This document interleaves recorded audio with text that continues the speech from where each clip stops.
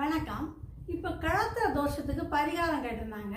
அதாவது களத்திர தோஷம் பரிகாரம் பண்ணால் சரியாகுமா அப்படின்னு கேட்குறாங்க. அதாவது இப்போ நம்ம திருமணம் வரும்போது அந்த தேதி வரும்போது நம்ம முதல்ல என்ன பார்ப்போம், ஜாதகத்தில் களத்திர தோஷம் இருக்கா அப்படின்னு பார்ப்போம். களத்திர தோஷம்னா என்னங்க, அதாவது களத்திர காரகன்னு சொல்லக்கூடியது ஆணுக்கு சுக்கிரனும் பெண்ணுக்கு செவ்வாய் இல்லையா.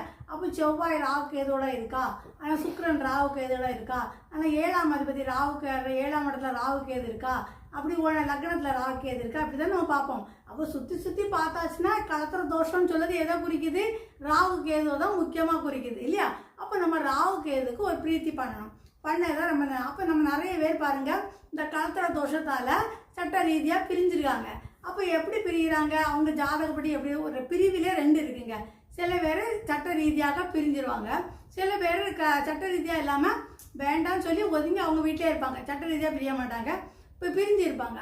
அது யாருக்குன்னு பார்த்தீங்கன்னா 7ஆம் அதிபதியோடு 1, 5, 9 கேது இருந்துன்னு வச்சுக்கோங்களா, அவங்க சட்ட ரீதியாகவே பிரிஞ்சிருவாங்க, எனக்கு வேண்டவே வேண்டாம் அப்படின்னு.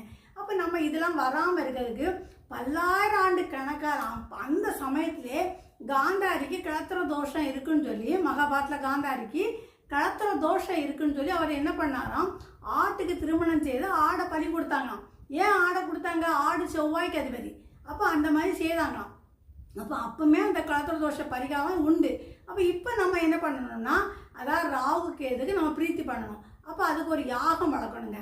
யாகம் வளர்த்துட்டு யாருக்கு தோஷம் இருக்கோ அவங்க கையால் அந்த ராகுக்கு எதுக்கு தயிரும் பாலும் அபிஷேகம் பண்ணணும். அப்போ பண்ண அவங்களுக்கு அந்த ராகுக்கு எது குளிர்ச்சி அடையும் போது இவங்களுக்கு அந்த தோஷம் நிவர்த்தி ஆகும். அப்போ அதை பண்ணது ரொம்ப சிறப்பு. இப்போ செவ்வாய்க்கு அதிபதியாக நம்ம ஆடை பலி கொடுக்கறத விட இப்போ என்ன பண்ணுறாங்கன்னா, செவ்வாழைப்பழம். அப்போ செவ்வாழைப்பழம் மரத்துக்கு ஒரு தாலி கட்டுறாங்கல்ல, மரத்துக்கு தாலி கட்டி வெட்டுறேன்னு சொல்லுவாங்கல்ல, அதை கட்டி அது செவ்வாழைப்பழம் மரத்துக்கு தான் கட்டணும், அதான் செவ்வாய்க்கு அதிபதி.